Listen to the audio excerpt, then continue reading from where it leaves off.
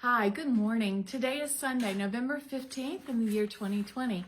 My name is Diane Jordan and I serve as Director of Christian Education for Pleasant Hill United Methodist Church. Thanks for joining me for our Adult Sunday School lesson. Today we're going to look at the book of Joshua in the Old Testament. It's the first of 12 historical books. Those 12 would include Joshua through Esther. And the events of this book in the Bible take place about 1400 BC, and they tell of the occupation of Canaan.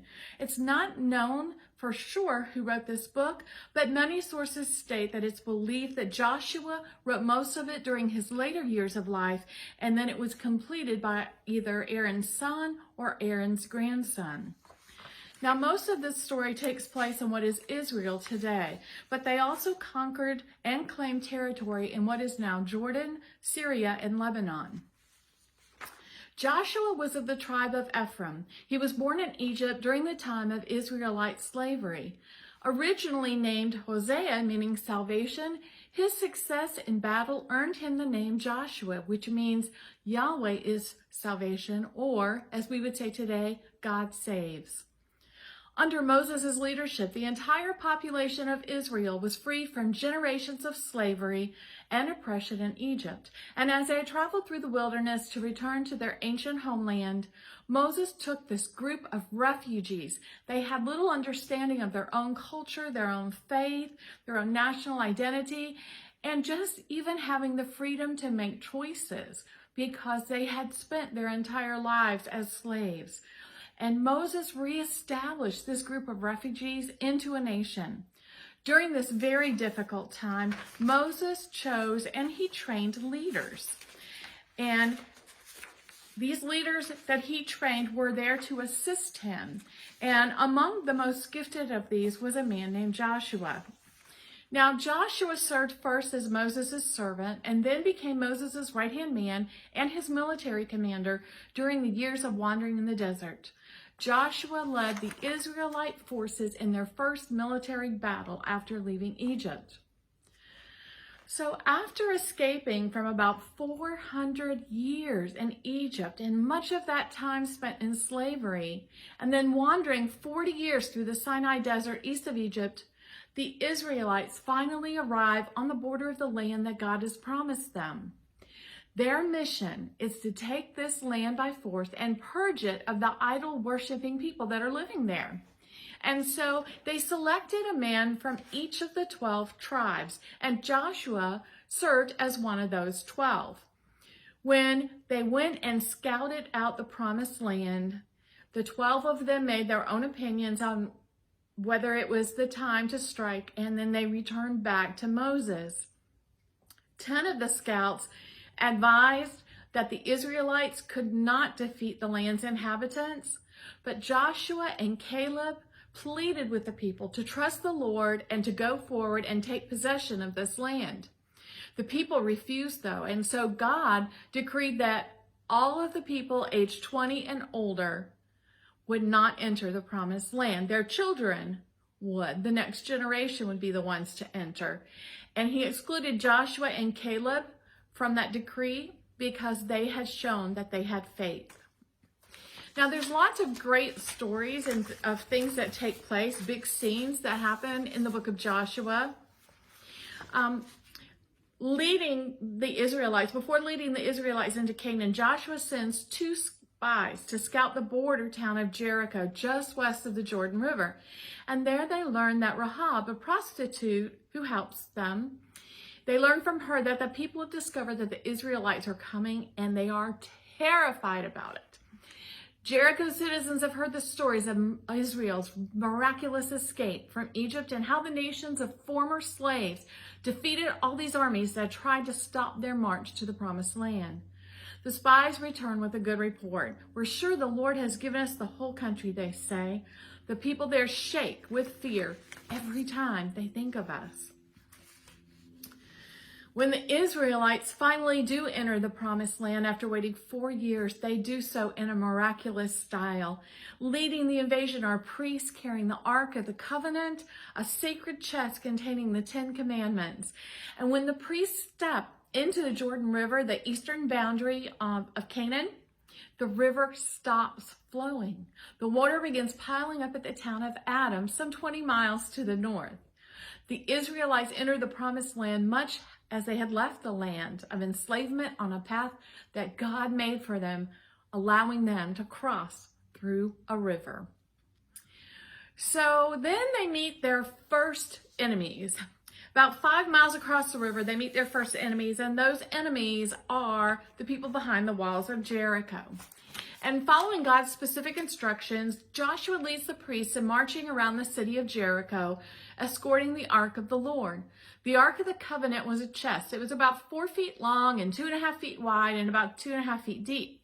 And it held the stone tablets on which the 10 Commandments were inscribed. The ark was a visible reminder of God's presence with his people. And the group returned to camp for the night and repeated the march the next day.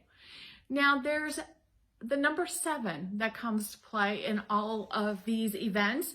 The number 7 characterizes perfection to the Hebrews. There were 7 priests, 7 trumpets, 7 days, 7 circuits of the wall, and the armed troops were in front, and there was a rear guard as well to protect the priests as they walked around the walls of Jericho carrying this ark.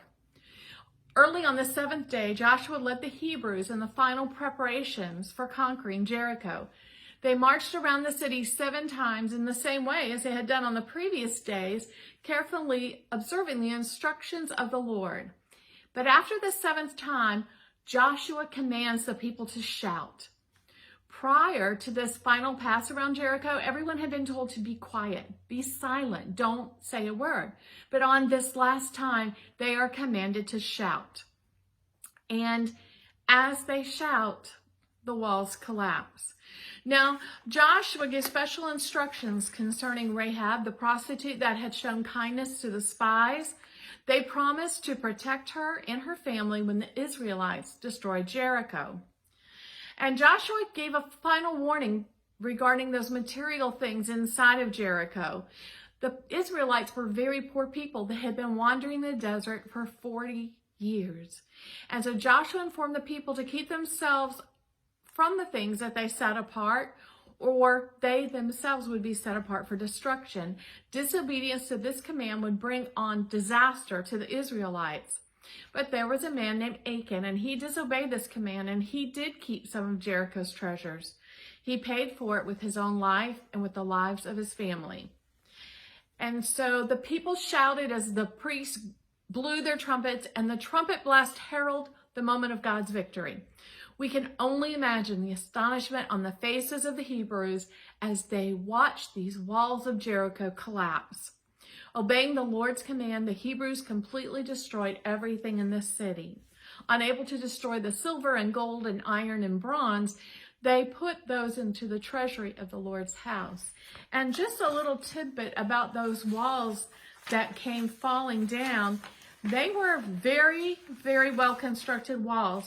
There was an 11-foot base wall, and then smooth stones sloped high 35 feet at a 35-degree angle to join the massive main walls. The city of Jericho had been impregnable to direct assault by any army. And God's chosen, with trumpets and the shouting of voices, collapsed the walls. At the end of his life and on God's command, Moses commissions Joshua to become Israel's next leader. In his farewell address, Moses explains that God has chosen Joshua to be the leader. Now, Joshua is about 85 years old when he succeeds Moses, and he spends about 6 years settling the Israelites. And then he spends the rest of his life settling and governing the 12 tribes. He leads Israel for about 25 years. He divides the land into 12 tribal territories. He assigns 6 cities of refuge. He gives a number of cities to the Levites, and he leads the people in covenant renewal. He leads the people to renew their covenant commitments, such as the observance of Passover, male circumcision, and dealing with sin in the camp. Now, Joshua received the written law of God from Moses, and he added to that his own book. Many years after he began leading the people, He called them all together and he reminded them of what God had done for them. He challenged them to fear the Lord and serve him in sincerity and truth. Joshua's final exhortation is as relevant today as it was 3,400 years ago. Choose for yourselves this day whom you will serve. But as for me and my house, we will serve the Lord. From Joshua 24:15, the New King James Version. As Joshua laid on his deathbed, he called in the representatives from the 12 tribes, and he got a pledge from them that they would continue to honor God and the law. And then Joshua died at the age of 110 years old and was buried. Now, something that's really interesting to note, because I am sort of a history buff, there have been archaeological studies that have been done and that have found evidence of Joshua's army. The Bible says Joshua's army captured the city of Hazor, north of the Sea of Galilee, then set the town on fire. Archaeological excavations confirm that that city was in fact destroyed by fire during the era when the Israelites were captured and settling the land. And for anyone else who doubts the word of the Bible, I don't, but here's some more fun facts. The Jordan River actually stopped flowing. When the Israelites crossed the Jordan River into Canaan, God arranged for the water to be dammed up several miles to the north at the city of Adam. Landslides have blocked the Jordan's flow several times in recorded history. An Arab historian writing in 1267 said that a lofty mound overlooking the river collapsed and fell into it, blocking the flow for 16 hours. Earthquakes produced the same effect in 1906 and 1927, and the 1927 occurrence remarkably took place at the city of Adam. Soil from the 150-foot cliffs tumbled into the river and blocked it for a solid 21 hours. Now, archaeologists have also explored the ruins of Jericho, and they confirmed that the city did have mud brick walls that were violently destroyed. It's also been shown that when these walls fell, the city was completely destroyed. And they say that the city died a fiery death during the time of Joshua in about 1400 BC. And so that's just some little tidbits for you of archaeological proof of the events that are told in the book of Joshua. I'd like to thank all my sources today, because without these sources, of course, I wouldn't have had this information to share with you. Today's lesson came from Hallie's Bible Handbook, Who's Who in the Bible by Publications International, The Smart Guide to the Bible by Larry Richards, How to Get Into the Bible by Stephen Miller, The Children's Ministry Resource Bible, the New King James Version by Thomas Nelson Publishers, 50 Most Influential Figures of the Bible by National Geographic, and Characters Volume 2, The Deliverers by Lifeway Publishing. Thank you for joining me this beautiful Sunday morning. Next Sunday, we'll be looking at the story of Abraham. Have a blessed week.